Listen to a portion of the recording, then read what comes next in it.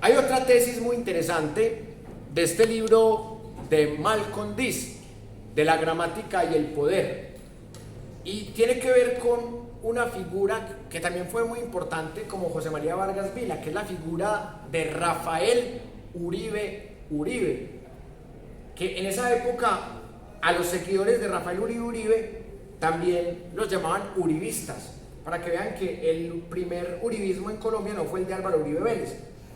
Y acá nos muestra la otra cara de la historia, o sea, aquel que luchó por el pueblo, pero que nunca fue presidente, aquel que fue pedagogo, que se hacía matar por los derechos laborales, o sea, fue el pionero de los derechos laborales en Colombia, y que paradójicamente fue asesinado por dos obreros, por dos artesanos, en el mismo gobierno que él ayudó a montar.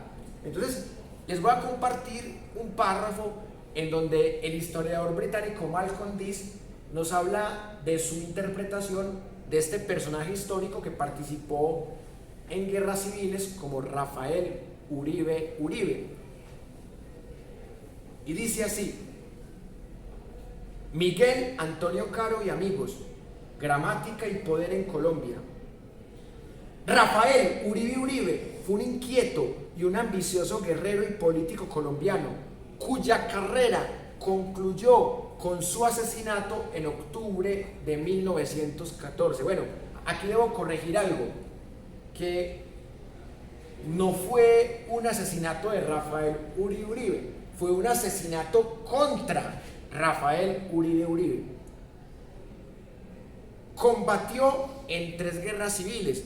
Este dato es dudoso, porque si analizamos, él participó realmente en 4 guerras civiles, o sea, porque él participó en la guerra de los 1000 días, él participó en la guerra de 1895 para derrotar a Miguel Antonio Caro, el heredero de Rafael Núñez. Él participó en la guerra que le dio el triunfo a los liberales moderados y conservadores con la regeneración del 86, y también participó en la guerra de las escuelas.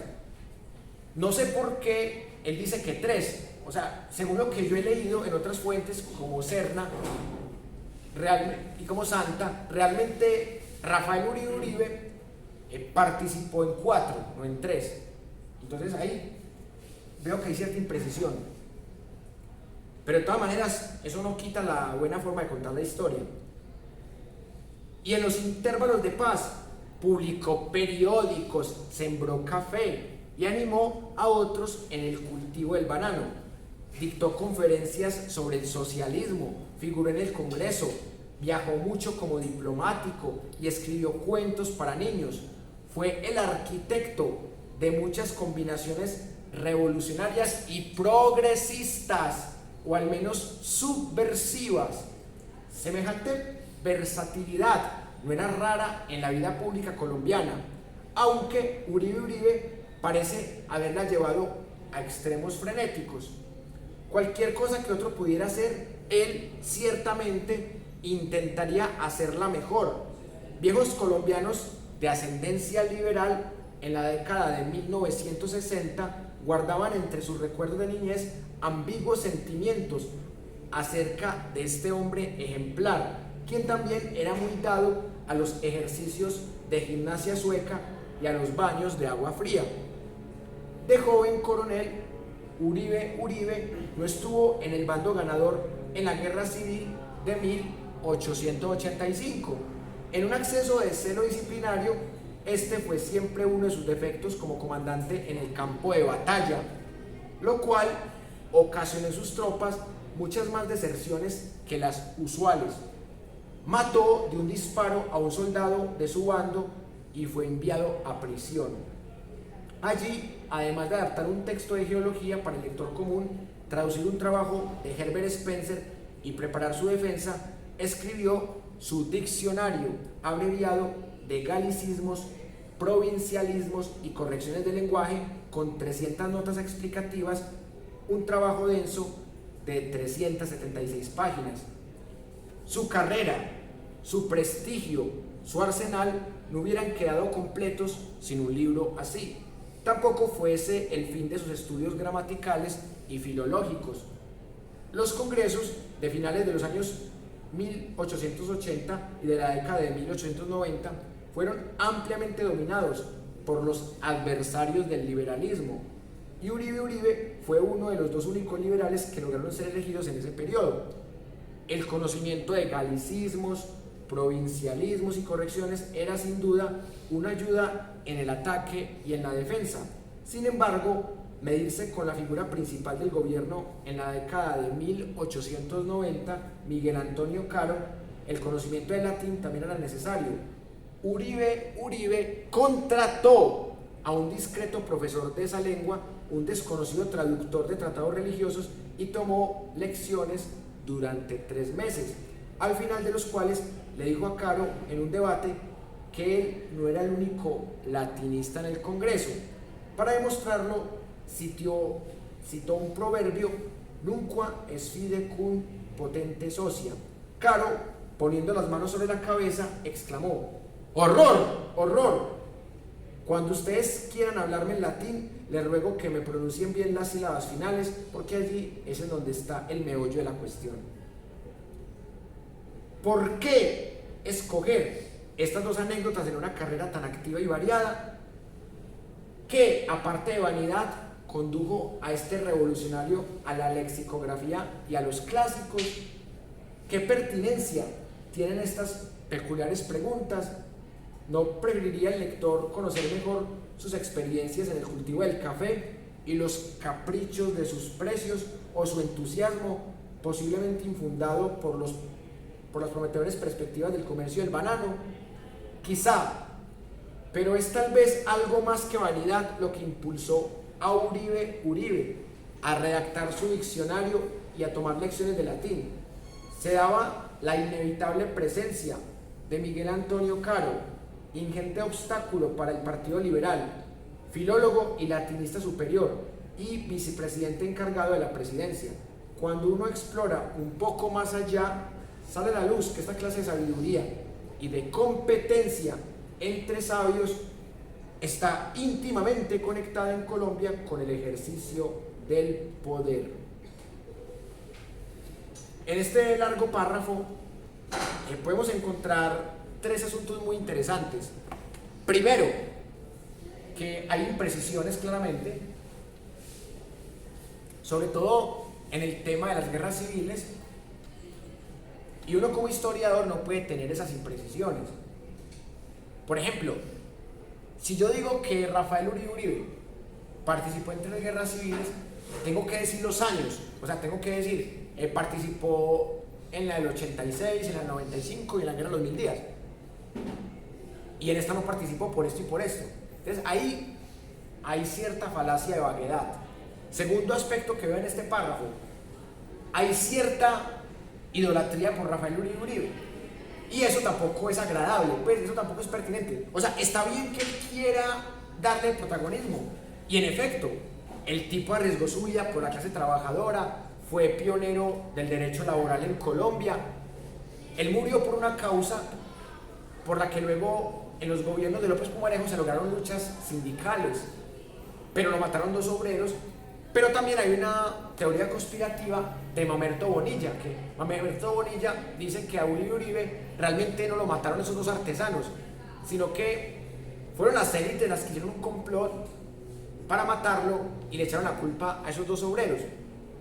Teoría conspirativa, bueno, seguramente de ahí viene la palabra mamerto, de todo aquel que está en oposición, pero ya se supone que a partir del 7 de agosto, pues, los mamertos van a ser los uribistas, porque los uribistas van a ser los opositores a Petro, ¿cierto? O sea que, si usted es seguidor de Petro, le notifico que a partir del 7 de agosto deja de ser mamerto, porque es que mamerto no es bobo, mamerto es el fastidioso, o sea, el que empieza a criticar el gobierno dominante. Por ejemplo, los uribistas ya fueron mamertos cuando supuestamente Santos se les torció entre el 2010 y el 2018. Entonces aquí Malcolm Diz nos presenta una visión que es interesante de Rafael Uribe, pero que yo siento que le falta precisión en algunos aspectos. Y lo último, que también vale la pena comentar de este párrafo, es lo que representaba para ese entonces la figura de Miguel Antonio Caro, un tipo muy intelectual, muy letrado, latinista, que criticaba la forma de cómo Rafael Uribe pronunciaba el latín. Esos personajes latinistas son cada vez más escasos, y los últimos presidentes que hemos tenido, por no decir que casi todos los últimos, nada que ver con ese intelectualismo, son más bien pragmáticos. Son tipos muy inteligentes, pero muy pragmáticos. Uribe es un tipo muy inteligente, pero no es latinista. Santos también es un tipo inteligente, tampoco es latinista. Bueno, Iván Duque, digamos que es inteligente, pero que trabaja para unos amos. Duque es obediente. Yo no creo que Duque sea bruto. Recordemos que hay un artículo de Iván Duque en la época que Uribe era gobernador de Antioquia, y Duque criticaba durísimo en ese artículo a Álvaro Uribe Vélez. Entonces, ojo, aquí nos hemos gozado mucho a Duque, que porque dijo que los padres de la patria de Estados Unidos inspiraron la independencia de Colombia, de España. O sea, él dijo burradas, claro, Duque dijo muchas burradas, pero hay que ver si son burradas inconscientes o si realmente el tipo se volvió todo un personaje. O sea, para justificar sus decisiones y su uribismo se presentó como un bruto, como un torpe, sin serlo. Aquí hemos dicho que no, que es que Maduro es bruto, que Chávez es bruto. Yo no considero eso. Yo no considero que ni Chávez haya sido bruto. Imprudente sí, impreciso sí. Nicolás Maduro, que era chofer de Chávez, y terminó siendo su gran aliado, vicepresidente y luego presidente. Nicolás Maduro no es bruto, está defendiendo los intereses, está aliado con unas élites multinacionales chinas y rusas. Y ojo, Iván Duque no es bruto. Si tuvo la gallardía de criticar a Uribe en una época que casi nadie lo criticaba, cuando Uribe era gobernador de Antioquia, no creo que sea un ciego, o sea, que crea que es que Uribe es inocente, no, sino que a él le conviene defender a Uribe porque fue el patrón que lo montó. Entonces, para mí Duque no es tan bobo como parece.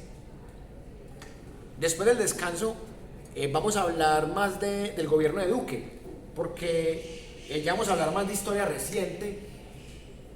Pero antes de irnos al descanso, les quiero compartir el último párrafo de este libro de Malcolm Dees, para que ustedes sigan viendo esta otra forma de pensar la historia. Y acá quiero compartirles un párrafo que también me parece supremamente interesante, porque es otra forma de comprender nuestra historia. Porque él acá habla de la Unión Patriótica, o sea, algo que historiadores colombianos quieren ocultar. El Centro Nacional de Memoria Histórica ha querido borrar el genocidio contra la Unión Patriótica casi que por decreto.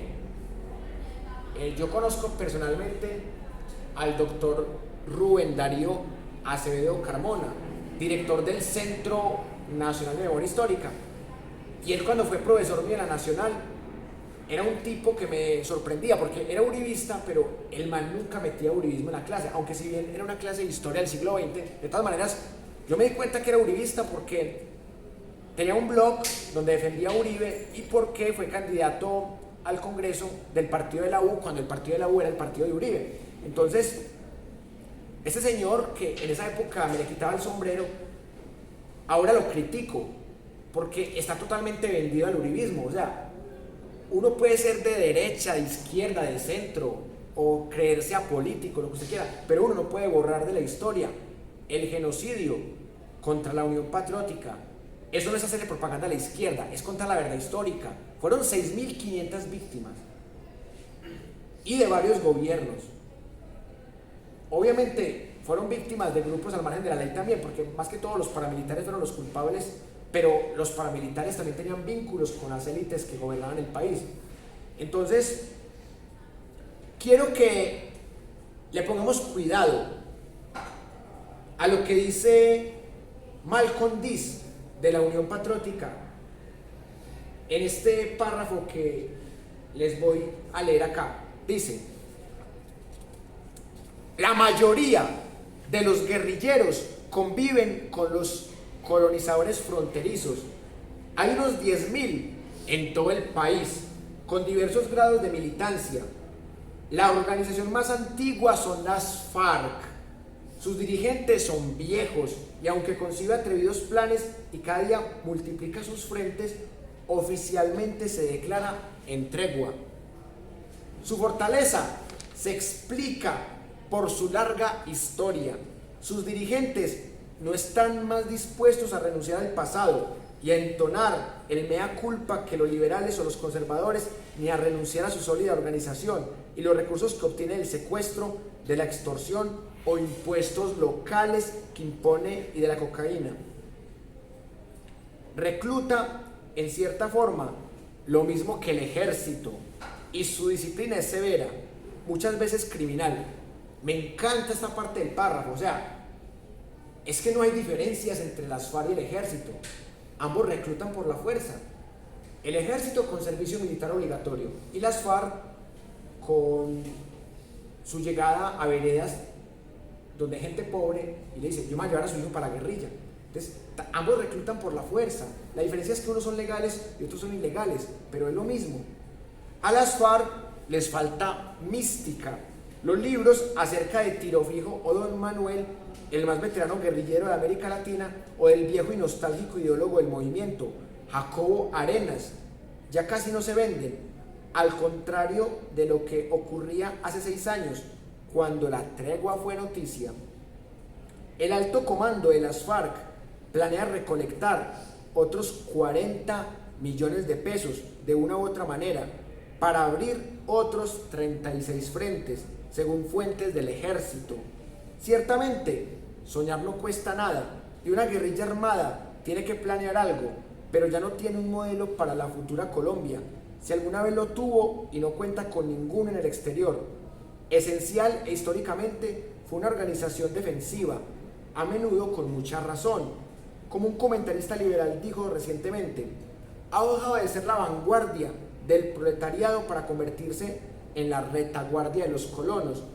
No es la fuerza siempre en expansión de sus planes estratégicos y hace algún tiempo viene sufriendo severos reveses a manos de habitantes exasperados que han conformado grupos paramilitares con ayuda de los narcos o del ejército o de ambos.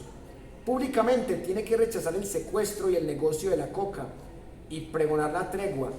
Tiene poco apoyo fuera de sus áreas, las más importantes de las cuales son las fronterizas, y en las fronteras está la política del pasado, no la del futuro. Conflictos, oportunidades y circunstancias locales.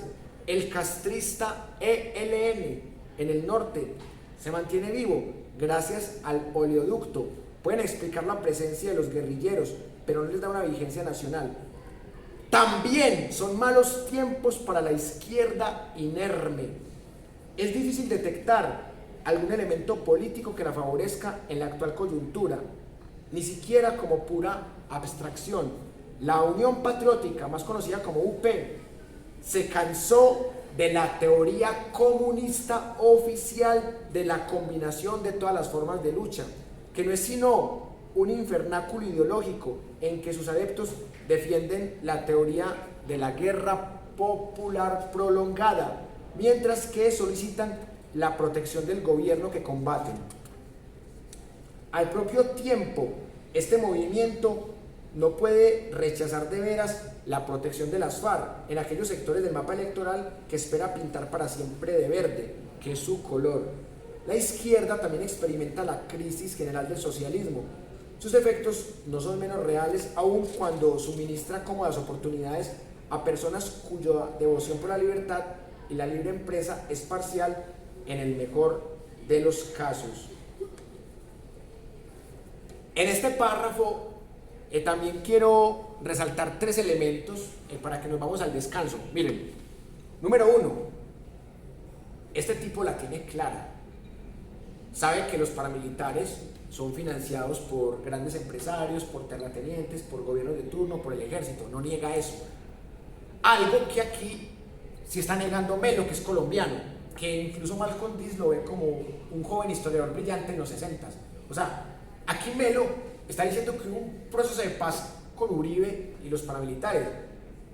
Hombre, repito, ¿cómo puede haber un proceso de paz con unos tipos, con una organización armada que nunca ha sido enemiga mía, que nunca me ha declarado objetivo militar? Por favor, eso no es un proceso de paz. Es como que todavía existiera el M-19 y que en el gobierno de Petro, 2022-2023, digan, Petro va a hacer un proceso de paz con el M-19. Pero ¿cómo? Pero si Petro es amigo del M-19, Petro ha colaborado con el M-19, así como Uribe colaboró con los paramilitares en las Convivir.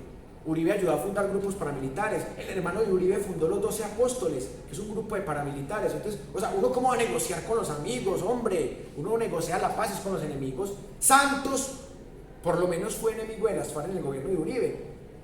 Santos los combatió militarmente. Y aún así, dicen que Santos es guerrillero, que Santos es de izquierda, que FARC Santos, cuando Santos siempre ha sido de centro derecha. Entonces, miren que es muy diferente la forma como piensa Jorge Orlando Melo, que es muy respetable, pero que es muy poco crítica al lado de esta forma. En los de Malcolm Diz, siendo británico, aunque ya es un colombiano, porque pues, es un tipo que lleva para 60 años en Colombia, y que entre otras cosas, yo lo alcancé a ver, pues, el hombre todavía está vivo, hasta donde tengo noticias, el hombre todavía está vivo, y yo lo vi ya canosito en estos días, pues en la época del proceso de paz lo vi por ahí. Lo conocí en persona, pero no traté con él, lo vi como en un evento en el que estábamos. Entonces, Malcolm Diz dice las cosas como son. Segundo, es muy interesante la lectura que él hace de las guerrillas. Él sabe que el ELN es una guerrilla castrista. Él sabe que las FARC es una guerrilla con muchas contradicciones. Es una guerrilla que supuestamente quiere imponer un régimen socialista, pero que es una guerrilla capitalista, es una guerrilla que busca dinero para crear frentes. Entonces es muy paradójico que una guerrilla socialista tenga que buscar recursos capitalistas y que en el 98 haya producido el doble de regalías que entidades capitalistas como Bancolombia, desde algunos estudios econométricos que se han hecho. Y lo último y lo más interesante de esto que dice en este párrafo Malcolm Diz es mencionar la Unión Patriótica. Miren, el doctor Rubén Darío Acevedo Carmona, en este Centro Nacional de Memoria Histórica Uribista, quiere borrar de la historia de Colombia la Unión Patriótica. Jorge Orlando Melo también es un poco tibio cuando habla del genocidio contra la Unión Patriótica. En cambio, este man, que es británico, este man sí sabe que eso fue el exterminio prácticamente de un movimiento político completo. Es que les pongo un ejemplo muy básico. En los últimos 4 años, el movimiento de oposición fue la Colombia Humana, porque el pacto histórico se fundó hace poco. Fue la Colombia Humana, la oposición en el gobierno de Iván Duque Márquez. Es como que en los 4 años de Duque asesinen a 6.500 militantes de la Colombia Humana. ¿Ustedes qué piensan de eso? Si hay tanto escándalo, y ya lo vimos con las tesis de Ariel Ávila, si hay tanto escándalo porque han matado más de 1.000 líderes sociales en los últimos 6 años, más de 1.000, imagínense el escándalo que habría si hubiesen matado 6.500, pero todos, absolutamente todos del mismo movimiento político. Porque hay que decir algo también, han matado líderes sociales que también son uribistas. Recuerden ese caso de este señor indígena que estaba en la campaña de Fico y que es uribista. Han matado también líderes sociales uribistas, aunque parezca muy loco, pero es cierto. Pero en esta época de la Unión Patriótica mataron a 6.500 de un solo movimiento, de uno solo, y que había sido producto de un proceso de paz. Miren que han matado 337 de las FARC. O sea, de los que entregaron las armas en el 2016, miren, en solo 6 años han matado 337. Entonces, imagínense que fueran 6.500 de las FARC. O sea, que 8.000 entreguen las armas en el 2016 y y que de esos 8.000 maten 6.500. ¿Ustedes qué pensarían? Terrible, ¿sí o no? Y que venga un historiador uribista a decir que eso hay que borrar de la historia, que porque si uno cuenta esa historia, uno les hace una propaganda a la izquierda, y que uno como director del Centro Nacional de Memoria Histórica no le puede hacer propaganda a la izquierda. Yo sí espero que con el gobierno del señor Gustavo Petro cambie eso, o sea, que sea un Centro Nacional de Memoria Histórica más crítico, y obviamente que se recupere lo que se hizo con Santos, porque no se puede negar que cuando Santos fue presidente, el Centro Nacional de Memoria Histórica no fue manejado de esta forma tan parcializada. Y eso realmente sí es favorecer la extrema derecha. Y con eso quiero concluir esta parte para que nos vamos al descanso. Uno no puede borrar 5 hechos muy importantes de nuestra historia. Uno, la masacre de Simón Bolívar a los Pastusos, conocida como la Navidad Negra, en 1822. 2.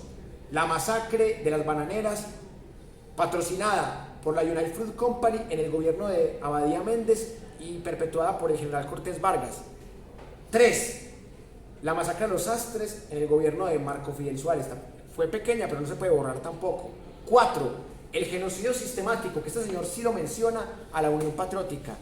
Y por último, los falsos positivos, y no tratándolos de manera tan tibia, sino de manera más crítica, porque realmente uno no debe escribir para quedar bien, uno debe escribir para acercarse lo más que se pueda a la verdad.